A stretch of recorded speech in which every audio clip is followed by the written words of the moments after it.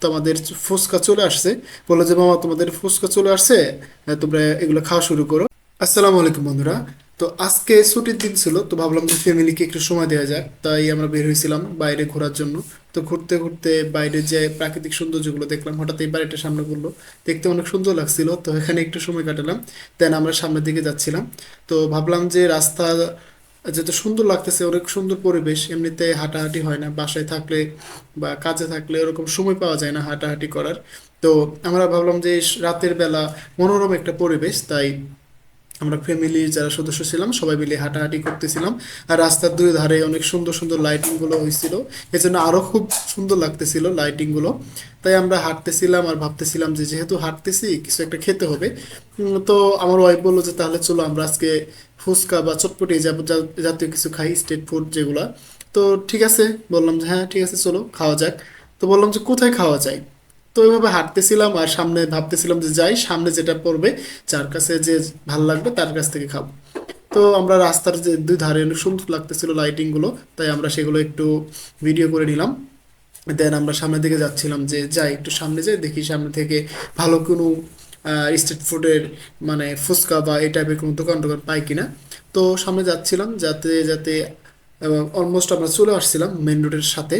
তো সেখানে যাওয়ার পরে রাস্তার দুই ধারে এই কলেজের সাইড দিয়ে অনেক সুন্দর সুন্দর গ্রাফিতিগুলো আঁকা ছিল।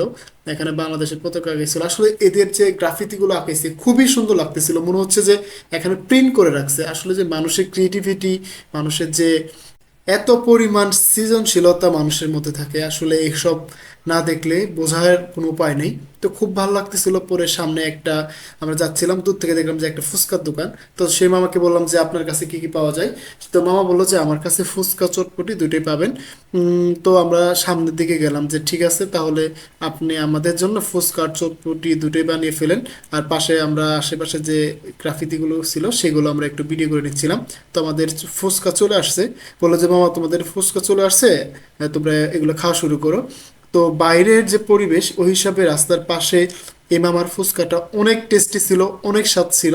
বাট ওনার যে টক ছিল, টকটা একটু মিষ্টি বেশি ছিল, এই জন্য ফুচকার যে অরিজিনাল স্বাদটা সেটা আমরা পাইনি। তবে এমনিতে যে ফুচকার ভিতরে যে সালাদ দেয় বা ভিতরে যে ডালগুলো দেয় সেগুলো অনেক ভালো ছিল, আর ফুচকাটাও মোটামুটি বড় ছিল, অনেক ভালো লাগছিল ফুচকাটা। দেন আমরা খাচ্ছিলাম সবাই মিলে মজা করে আর গল্প করছিলাম। তো মামাকে বললাম যে আপনি যদি এইটাকে আপনার টকটাকে আর একটু করেন তাহলে আরো ভালো হবে। তো ফুচকা খাওয়া শেষ হওয়ার পর পরই আমাদেরকে আবার চটপটি দিয়ে দেয়, যে বললো যে মামা আপনাদের চটপটিও রেডি। তো এই মামার এই চটপটিগুলো 20 টাকা করে ছিল। তো রাজশাহী শহরের মতো জায়গায় 20 টাকার চটপটি আমি আশা করিনি, আরো বেশি টাকা হয়েছিল। তবে এই মামার চটপটি 20 টাকার হলো অনেক টেস্টি ছিল। আচ্ছা, এই মামার লোকেশনটা আপনাদের বলে দিই, যদি কখনো আসা হয় তাহলে খেতে পারবেন।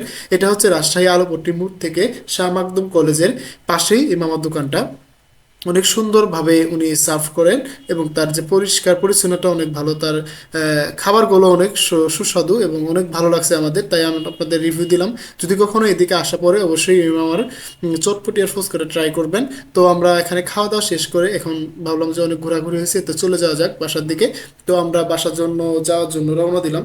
আর হাঁটতেছিলাম, হাঁটতে হাঁটতে আমরা শাহ মাকদুম কলেজের যে গেটটা যতটুকু পারছি সেটাকে একটু ক্যাপচার করে নেওয়ার জন্য, তো ওটা একটু ভিডিও করে নিয়ে আমরা চলে যাচ্ছি বাড়ির দিকে। তো এই ছিল আজকে আমাদের ছোট মিনি ব্লগটি। কেমন লাগলো অবশ্যই জানাবেন, আর কিরকম ভিডিও চান আপনারা অবশ্যই জানাবেন। ধন্যবাদ সবাইকে।